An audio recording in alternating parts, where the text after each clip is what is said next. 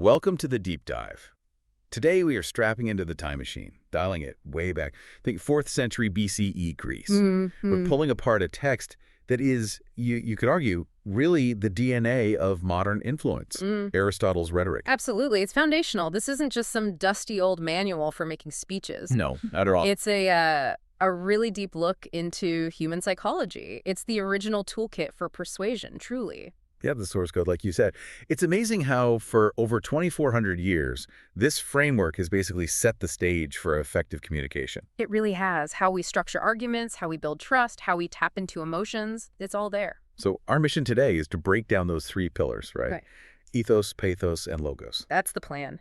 And really explore, in detail how these ancient ideas are still the operating system for success and influence in your life right now. Okay, let's set the scene a bit, though, because context matters here. Aristotle, he wasn't operating in a vacuum. He wasn't the first guy talking about public speaking. No, definitely not. But he was the one who really formalized it, gave it legitimacy, turned it into a proper field of study. Because before him, rhetoric had a bit of a terrible reputation, didn't it? Oh, absolutely. And largely thanks to the philosophical heavyweight Plato. Right. Plato had some serious issues with it. He did. If you read his dialogue, Gorgias, the critique is brutal. He basically dismisses oratory as just manipulation. He calls it a mere knack, an empiria. Like something you just pick up by trial and error. Exactly. Not a real skill based on principles. He argued it was just about satisfying desires, giving pleasure, gratification. So no rational foundation, not a true art, or techne as he'd call it. That was his view. He famously compared it to cooking pleasant, maybe, but not fundamentally good for you, like medicine, which was a true technique. So if the earlier guys, the sophists, were just selling these, quick recipes for fame. Yeah, rhetorical fast food. Right. Then Aristotle comes along and says, hold on. We can actually understand the ingredients here. There's a process, there's structure, there's a real art to this. He provided that formal structure. He elevated it from, a cheap trick to something profound. And that structure hinges on those 3 big appeal. The core triad, yes. To really influence someone, you need to hit all 3. You appeal to the mind, that's logos. Logic, reason. Yep. You appeal to the heart, the emotions, that's pathos. Feelings, psychology. And crucially, you appeal to their trust in you, the speaker, that's ethos. Your credibility, your character. Exactly. You need all 3 levers working together if you really want to move an audience. You can't just rely on one. Okay, let's start with logos then. The appeal to the mind. This is where the argument lives, right? Yeah. The facts, the structure, it's the cave-hard logic. Precisely. And for Aristotle, the absolute basic framework, the non-negotiable parts of any persuasive communication are actually quite simple. Just 2 things. Me too. What are they? First, you state your case. That's the proposition, the statement of the matter. Okay, here's what I'm arguing. Right. And second, you prove it. That's the demonstration. The proof is the reason for the statement. Makes sense. If you just state something without proof, you're just asserting. Exactly. And if you just throw out proof without clearly stating what you're proving, the audience is lost. They need that anchor. The demonstration justifies the statement. Now, what I find really interesting is how Aristotle and later guys like Quintilian, they weren't big fans of overly complicated, rigid structures, were they? No, they were pragmatists. Very much so. They actually critiqued people who insisted on these super formal divisions for every speech, always needing a narrative section, always a rebuttal, always this grand epilogue. Like a mandatory checklist? Yeah. Aristotle pointed out, look, if you're speaking in a public assembly, people usually know the issue already. If your point is simple or easily understood, adding all those extra formal parts is just, it's unnecessary noise. It gets in the way. So the structure should serve the argument, not the other way around. Absolutely. Clarity and efficiency are key. Don't overcomplicate it if you don't need to. Okay, so focusing on the substance, the proof, the logic part of logos, Aristotle was specific about the kind of logic used in rhetoric, wasn't he? It's not quite the same as, say, pure philosophy or math. That's a really crucial distinction. In pure logic or philosophy, the gold standard is apodeixis, or demonstration with a capital D. Like a mathematical proof, absolute certainty. Exactly, showing something is necessarily true. But rhetoric, it operates in the world of probabilities, what's likely, not what's absolutely certain. So a strict demonstration isn't really the main tool. So if we're not using pure deductive proofs, what's the rhetorical equivalent? What's the tool for logos in persuasion? It's the enthymeme. Think of it as rhetoric's version of the syllogism. Okay, a syllogism is like, all men are mortal, major premise. Socrates is a man, minor premise, therefore Socrates is mortal. Conclusion. Ah, perfect. Now, the enthymeme is often called an incomplete syllogism, but that incompleteness is its power in rhetoric. How so? Because it relies on the audience to fill in a missing piece, usually a premise that's widely accepted or believed to be probable. Can you give an example? Sure, if I stand up and say, Jane must be wise because she travels so much, that's an enthymeme. Ah, okay. Because you didn't explicitly state the assumed premise, Which is? that people who travel a lot tend to gain wisdom. Exactly. You, the audience, already hold that belief, or at least see it as probable. So stating it feels redundant, maybe even a bit pedantic. Leaving it out makes the argument feel quicker, more intuitive, more engaging. So rhetorical logic isn't just about formal structure. It's deeply tied into what the audience already believes or accepts. It connects to their values. Precisely. It taps into those shared cultural assumptions. And this is how Logos starts to weave in pathos and ethos, actually. You build your logical case on premises the audience already trusts or feels are true. That makes a lot of sense. Now, within this framework of making arguments, Aristotle also drew a really important distinction about the types of laws people might use to support their case. This feels very relevant today. Extremely relevant. He identified two kinds of law you might encounter or use in argumentation. First, there's particular law. Okay, what's that? That's the law set by a specific community for itself. Think statutes, local ordinances, written codes, even unwritten customs specific to that group or city. It's the law of that place. Got it. And the second type? That's common law. This isn't about specific statutes. It's seen as universal, derived from nature itself. It's about what's recognized as naturally just or unjust by pretty much everyone, regardless of local rules. The fundamental human rights or deep moral principles. Exactly. That's the realm of common law. Arguments about inherent fairness often appeal to this. It's striking how many debates today, political or social, really pivot on this tension. You'll have one side saying, look, this policy is perfectly legal according to the statute, appealing to particular law. Right. And the other side saying, maybe, but it's fundamentally wrong. It violates basic human decency, appealing to that common law idea. That's the dynamic, and Aristotle used a classic example to illustrate it. Sophocles' play Antigone. Ah, yes, where she buries her brother against the king's orders. Exactly. King Creon's decree forbidding the burial, that was the particular law of Thebes at that moment. Antigone deliberately broke it. But her defense wasn't about the legality of Creon's order. No, her entire argument was an appeal to common law, the unwritten, divine, natural law that demanded she honor her family, perform the burial rites. It was a higher law, in her view. So a skilled rhetorician needs to understand which framework to use, when to argue the technicalities, and when to appeal to those deeper universal values. Precisely. You need to know your audience and the situation to decide whether framing it as a matter of specific rules, particular law, or fundamental justice, common law, will be more persuasive. That covers the legal and ethical arguments. But what about logos in just practical success, like in business or just managing your life effectively? How does logic apply there? Fundamentally, logos is about understanding reality before you act. There's a universal principle here, whether you're running a huge company or just, managing your household budget. Okay, what's the principle? Success demands that you first figure out the demand. What do people actually need or want? What's the real situation? Only then do you invest your time, energy, or money to supply that need or address that situation. Acting without knowing the demand is illogical. Right, you mentioned that fantastic anecdote about A.T. Stewart, the department store magnate. His whole career started with basically a failure in logos. It's a perfect illustration. He Yeah. started with literally $1.50. On his very first business venture, he lost 87.5 cents. Ouch. What did he do wrong? He bought stuff, needles, thread, buttons that he thought people should need. He projected his idea onto the market, and nobody bought them. They just sat there. So his logic was flawed because it wasn't based on actual demand. Exactly. But that loss, that 87.5 cents, he later said it was the best investment he ever made. Because it taught him the crucial lesson. Immediately. The brutal logic of the market. He learned that guessing what people might want is just gambling. Investing based on a known demand, that's business. that sound logos. So what did he do next? He took his remaining 62.5 cents, went door to door, and asked people what they actually needed, what they were looking for.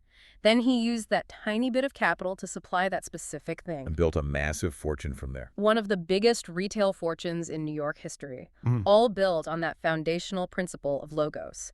Understand the demand first, then act. Cold, hard thinking about reality. And that idea, screening reality, it applies directly to how we make decisions today, doesn't it? Yeah. Especially when you're faced with lots of options, like an innovation or strategy. Absolutely. Say you've got 50 ideas for a new product or a new project. You can't chase them all. Logos demands a screening process based on practical reality. How do you screen them logically? We typically use two main criteria. First, effectiveness. How likely is this idea to actually solve the problem? Will it really deliver the desired outcome? Does it address the pain point? Okay. Does it work? And the second, facility. How easy or difficult is it to actually do it? What are the resources required? Time, money, effort, political capital. How feasible is implementation? So you could have a brilliant idea, super effective on paper. Right. But if the facility is incredibly low, like it needs years of R&D, new laws passed, $1 billion, then logically, it might not be the best choice right now. It might fail the logos test, exactly. Yeah. You have to weigh the potential benefit effectiveness against the practical cost and difficulty facility. Conversely, an idea might be only moderately effective, maybe an incremental improvement. But if it's super easy to implement, low cost, quick, uses existing resources, the logical choice, according to logos, might be to go with that one first. Yeah. It's about making choices based on probabilities, constraints, and reality, not just pure enthusiasm or the wow factor. Right. Logos gives us the structure, the argument, the mind. Now let's move to what's often seen as the bedrock of persuasion, ethos. The appeal based on character and credibility. Yes, and this is huge, because you can have the most brilliant logic, the most airtight case, but if people don't trust you, the speaker, it often just falls flat. It really does. Character is communication, full stop. That famous quote captures it perfectly. What you are shouts so loudly in my ears that I cannot hear what you say. Exactly. If the audience inherently trusts your character, your competence, your goodwill, then your eloquence, your specific techniques, they become almost secondary. But if they distrust you, if they think you're shady or incompetent, then no amount of fancy rhetoric is going to save you. The connection is broken before you even start. Aristotle saw ethos as this persuasive power that literally resides in the speaker. It's their moral authority, their reputation, projected through the speech itself that makes them worthy of belief. So it's about authenticity, not just putting on a show. Fundamentally, yes. True ethos is the constant radiation of what man really is, not what he pretends to be. It's not just a tactic, it's who you are. It provides this sense of security, guidance, wisdom, and power to the speaker, which the audience picks up on. When people trust a speaker's ethos, what are they trusting exactly? They're trusting their perceived integrity, their knowledge or competence on the subject, and often their benevolence, the sense that the speaker has the audience's best interests at heart. Quintilian, the Roman rhetoric teacher, he had a list of qualities that he thought helped build this ethos, right? He did. Yeah. He suggested the ideal orator should project qualities like courtesy, kindliness, moderation, benevolence, the virtues of a respectable, trustworthy person. The kind of person you'd naturally listen to. Right. But Quintilian was also practical. He knew sometimes you need more fire. Oh. He allowed for the opposites, like a passionate outburst, maybe anger or indignation, but only if it was clearly justified and seen as being in the public interest, not just for personal gain. So even passion has to serve the perception of good character. Exactly. The key is consistency with a fundamentally noble or competent persona. The audience is always asking, consciously or not, is this person basically honest? Do they know what they're talking about? Do they care about more than just themselves? We have those striking historical anecdotes you brought up earlier that really hammer home this idea of earned character versus just superficial status. Let's revisit this story about the elder Vanderbilt's son. Right. Cornelius Vanderbilt, the Commodore, a classic self-made man, started working on a ferry for pennies. When his son came of age, he was offered a chunk of the family fortune to get started. And the son turned it down. He refused it, said something like, "Then I'll have none of your money." He deliberately chose not to take the easy path. Why would he do that? Rejecting wealth seems counterintuitive. Because he understood, or perhaps his father helped him understand, the immense value of the struggle itself, what was called the discipline of a poor boy. The character forged through hardship. Precisely. Conwell, who told this story, argued that discipline was worth more than a university education. The act of earning your way, facing challenges, overcoming obstacles that builds an ethos, a strength of character, that prepared the son to eventually handle great wealth and responsibility far more effectively than if it had just been handed to him. So the struggle itself built the ethos needed for success. That makes sense. But it raises a question for me. Is Aristotle's concept of ethos inherently democratic or class-blind? Does earned character always trump inherited status in his view, or is that more of a later, maybe particularly American interpretation? That's a great question, and I think the counterexample you mentioned helps clarify it. Remember the story of the millionaire's son at Niagara Falls? The one dressed to the nines but utterly useless. Exactly. Decked out in fancy clothes, maybe with an impressive family name, but described as completely incapable physically and morally. Couldn't even carry his own papers a few feet. The contemptible American monkey, as the story went. Right. A harsh term, but it illustrates the point. Inherited status, wealth, titles, none of that guarantees ethos. If the underlying character, the discipline, the self-reliance, the basic competence isn't there, the audience sees through the facade. So ethos demands actual substance, not just the appearance of status. Ultimately, yes, the rhetoric is pragmatic. It's about what the audience perceives. But sustained persuasion relies on that perception being grounded in some reality of competence and integrity. Superficiality gets exposed. Okay, so if that substance involves things like service, discipline, adding value, Yeah. how does that character translate into tangible success like wealth? It operates through what some call the law of mutual exchange. The core idea is no man can get rich himself unless he enriches others. You have to provide value to receive value. Exactly. Your success, your wealth, becomes a measure of the quality and quantity of service you render to others. If your character, your ethos ensures you consistently deliver that value, act fairly, build trust, then your audience, your customers, your community, they will reward that service. So ethos isn't just some abstract moral virtue. It's actually a practical, almost economic engine. You could absolutely see it that way. Dealing fairly, sharing benefits, being reliable. This consistent demonstration of good character builds the trust necessary for long-term relationships and success. It's the royal road to great wealth, as one source put it. And bringing this right up to the present day, this concept of ethos connects directly to that modern business idea of clarity of WHY, doesn't it? Oh, completely. Simon Sinek really popularized it, but the underlying principle is pure Aristotle. The idea that people don't just buy what you do, they buy why you do it. They're buying into your purpose, your values, your character. Exactly. A leader's clear, authentic internal purpose, their visible why, becomes the source of their ethos. It's what builds credibility, inspires trust, and makes people want to follow or buy in. If your why resonates and feels genuine, your actions seem consistent, your character is reinforced, and that's incredibly persuasive. Okay, we've tackled the mind with logos and trust with ethos. Now we dive into the heart, the gut, pathos, the appeal to emotion. And this is where Aristotle really seems like a proto-psychologist, right? His analysis of emotions is astonishingly detailed. It truly is. People often think of pathos simply as, making the audience cry or getting them angry. But Aristotle's view is much broader, much more nuanced. How did he define it? He talked about the passions, and he defined this as the entire array of temporary, passively induced, irrational states of feeling. That's a huge spectrum. So not just the big dramatic emotions. It covers everything, from intense rage or violent hatred at one end, all the way down to just mild, favorable impressions, feelings of pity, relief, calmness, confidence at the other. Any temporary emotional state that influences judgment falls under pathos. To really understand how to use pathos effectively, we probably need to get specific. You mentioned shame as one emotion he analyzed in detail. Yeah. How did he break that down? His definition of shame is fascinatingly precise. He called it a certain pain or agitation over bad deeds, present, past, or future, that appear to bring one into disrepute. Okay, so the key there is the appearance of disrepute. It's about how others see you. Exactly. It's fundamentally a social emotion. The pain isn't just about the bad deed itself, but about the fear of losing face, of being judged negatively by the community. And that ancient definition, it really echoes modern psychological research on shame, doesn't it? It aligns remarkably well.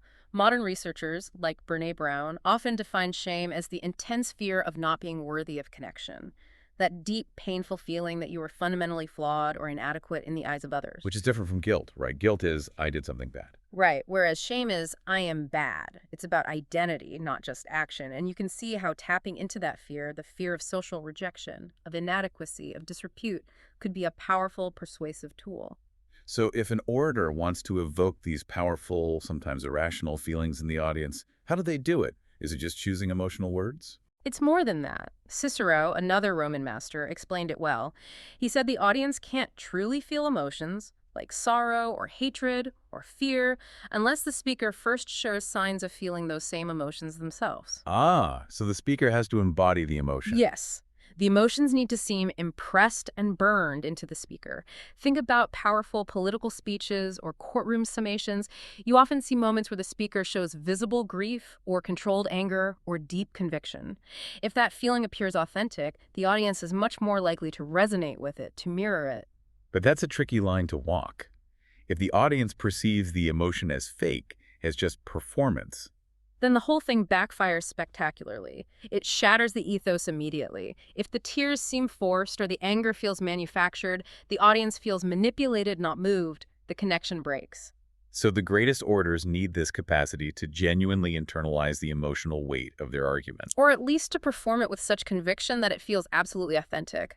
The performance becomes indistinguishable from reality, ideally. Okay, that covers the intense emotions. But pathos isn't always about high drama. You mentioned humor as a tactic. How does that fit in? Humor is a really important tool in the pathos toolkit, used strategically. It can refresh an audience that's getting tired or bored, especially during a long, complex argument. Like a little palate cleanser. Exactly. Or it can be used cleverly to divert attention away from a weak spot in your own argument. Or maybe to gently ridicule an opponent's point without resorting to outright aggression. But it's notoriously difficult to pull off well, right? Extremely difficult. Demosthenes, one of the greatest Greek orators, was apparently terrible at it, just didn't have a humorous bone in his body. Cicero, on the other hand, was sometimes criticized for using too much humor, occasionally undermining his seriousness. And Quintilian pointed out a potential danger with jokes, too. Yes, he noted that humor often involves some element of falsehood or distortion. Jokes rarely reflect strict, literal truth. They exaggerate, they twist things, they simplify. Their primary goal isn't accuracy, it's manipulating mood or perspective, so you have to use it carefully. Moving from these specific tactics to the core psychological drivers, effective persuasion, using pathos, really hinges on understanding the audience's fundamental motivation, doesn't it? What ultimately drives them. Absolutely. And it often boils down to two primary directions of motivation. People are generally moving either toward pleasure or away from pain. Pleasure-seeking or pain avoidance. Those are the two big levers of pathos. A skillful persuader needs to figure out which motivation is dominant for their specific audience in that specific context, and then frame the message accordingly. Okay, give me an example. If I'm selling, say, home security systems. You probably wouldn't focus primarily on the pleasure of having the system, right? Maybe a little bit about peace of mind, but the core appeal Is avoiding the pain of a break-in. Yeah. Fear, loss, vulnerability. Exactly. You frame the argument around risk mitigation, security, moving away from the potential pain of insecurity or loss. Right. That's the dominant motivator there. And conversely, if I'm selling a luxury vacation package, Then you're selling the toward. You focus on the pleasure, the excitement, the relaxation, the new experiences, the status, perhaps. You're painting a picture of the desirable state they'll move toward. You wouldn't primarily focus on escaping the pain of their daily grind, although that might be a secondary element. so tailoring the emotional appeal pleasure focus or pain focus to match the audience's underlying drive for that specific issue. That's the key to strategic pathos. Align your message with their pre-existing emotional current. But when it comes to using pathos in, say, one-on-one communication or building real relationships, it seems like raw empathy is the crucial skill. That idea of seek first to understand. That principle is essentially the practical application of pathos in interpersonal settings. It's fundamental. To genuinely connect with someone, to understand their emotional state, you have to listen deeply without immediately imposing your own frame. And the big obstacle of that is something called autobiographical listening. Yes. It's our natural tendency to listen not primarily to understand the other person, but to relate what they're saying back to our own experiences, our own life story. So while they're talking, we're thinking, oh yeah, that happened to me, or here's what I did in that situation. Exactly. And this triggers one of 4 common and usually unhelpful responses. We tend to immediately evaluate, you shouldn't feel that way, or that was the wrong thing to do. What? Or we probe, why did you let that happen? What were you thinking? Basically interrogating them from our perspective. Okay. Or we jump into, advise, here's what you need to do. If I were you, I'd offering solutions before we fully understand the feeling. Trying to fix it. Or finally, we interpret, you're probably just feeling that because what you really mean is analyzing their motives based on our own theories. And all 4 of those, evaluating, probing, advising, interpreting, they shut down the connection, don't they? Completely. If someone comes to you upset, vulnerable, and you immediately evaluate or advise, you've invalidated their feeling. You haven't connected with their pathos. They feel unheard, misunderstood. Yeah, they clam up. Right. Or think about a manager talking to an employee. If the employee feels constantly evaluated or probed based on the manager's agenda, they won't share their real concerns or feelings. You can't build trust or solve problems effectively that way. True empathic listening means consciously setting aside your autobiography to genuinely grasp their perspective, their emotional reality first. That's the foundation for real influence and connection. Okay, so we've broken down the individual components. Logos for logic and structure, ethos for credibility and character, pathos for emotion and connection. Now, the really advanced part is putting them all together, right? The synthesis. Exactly.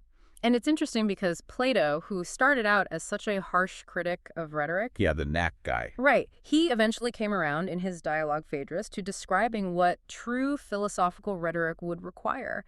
And it's incredibly demanding. What did he say? He essentially said that true rhetoric is the art of soul leading. The expert rhetorician couldn't just know techniques. They had to have this profound understanding of human psychology. They needed to know all the different types or divisions of the human soul. Wow, okay. And then be able to figure out precisely which kind of speech, which specific blend of arguments, logos, character projection, ethos, and emotional appeals, pathos, would be perfectly suited to persuade that specific type of soul. So it elevates the order from just a skilled speaker to almost a master psychologist and philosopher. That was Plato's ideal, yes. A much higher bar than just winning arguments. And when you do manage to align all 3, ethos, pathos, logos, effectively working together, that's when you get that powerful effect that modern management calls synergy, right? Absolutely. Synergy is that state where the outcome is far greater than just the sum of the parts. It moves beyond simple compromise where everyone gives something up. How does it create something better? Synergy aims for a third alternative, a solution or understanding that's genuinely better for everyone involved than what either side brought to the table initially. It's creative cooperation. And how do Aristotle's tools get you there? It requires a careful alignment.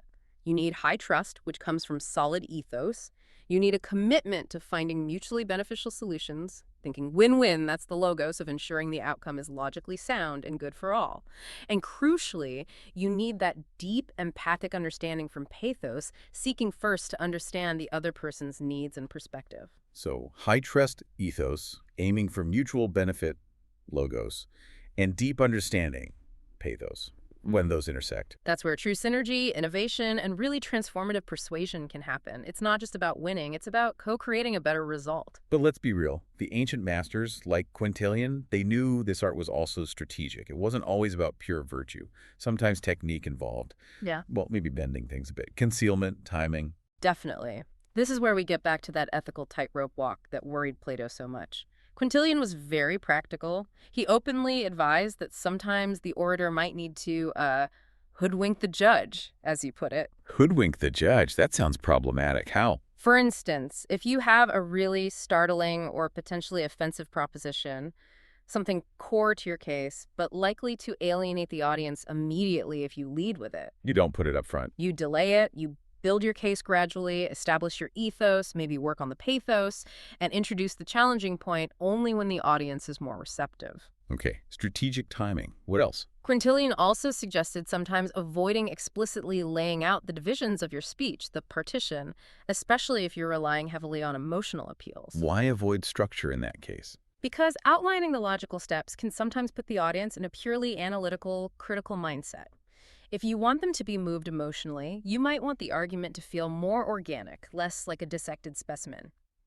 He explicitly said the power of eloquence is greatest in emotional appeals, so you might sacrifice some structural clarity to maximize pathos. Okay, the host in me has to push back here. If the goal is maximum emotional impact and you're strategically delaying points or hiding the structure, isn't that getting dangerously close to manipulation? Isn't that exactly what Plato was worried about rhetoric as a tool to bypass reason? That is the absolute core ethical tension, and it's been debated for 2,400 years. The key distinction, according to these thinkers, lies in intention and ultimate outcome. How so? The idea is that a rhetorician presents facts like an advocate, not like a neutral witness. A witness just states raw facts. An advocate needs to make those facts persuasive. Which, It means providing context, giving reasons why the facts matter, and yes, coloring the facts to evoke the appropriate emotional response and make them credible within the argument. The key is that you're not supposed to be inventing facts or deliberately misleading about the core truth. can you give a concrete example of that coloring? Sure, Quintilian uses one. Instead of just stating the bare fact, Quintus Ligarius went to Africa as a legate, which is neutral, maybe even sounds a bit suspicious depending on the context. Okay. The advocate adds the coloring. Quintus Ligarius set out for Africa as legate to Gaius Considius at a time when there was no thought of war. That addition, no thought of war, completely changes the implication. Right. It frames his action, makes it seem innocent, honorable, not opportunistic. It provides the emotional and contextual coloring necessary to support the advocate's case, that Ligarius wasn't actively joining a rebellion, for instance.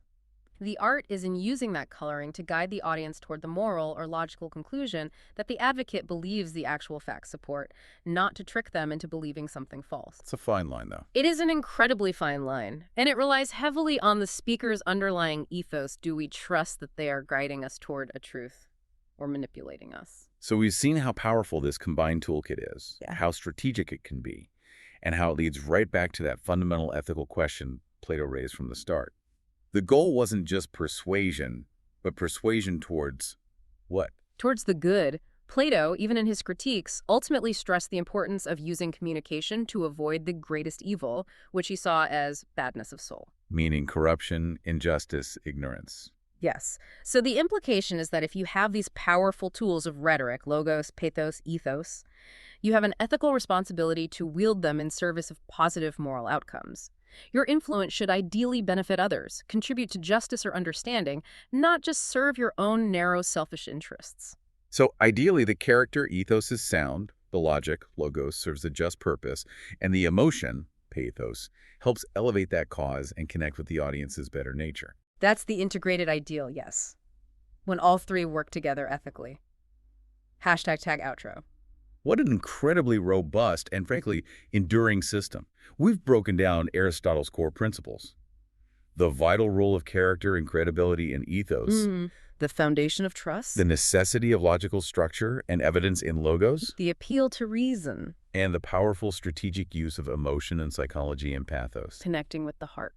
And it's just remarkable that this framework laid out in ancient Greece really does feel like the fundamental blueprint for influence even today. It really is the lens. Once you understand these three pillars, you start seeing them everywhere. You can analyze almost any persuasive attempt, a political speech, a commercial, a fundraising appeal, even a conversation with a friend, and identify how ethos, pathos, and logos are being used or perhaps misused. It gives you a framework for critical consumption of communication. Absolutely. You can ask, where are they trying to build trust? Ethos, what logic are they presenting? And does it sound logos?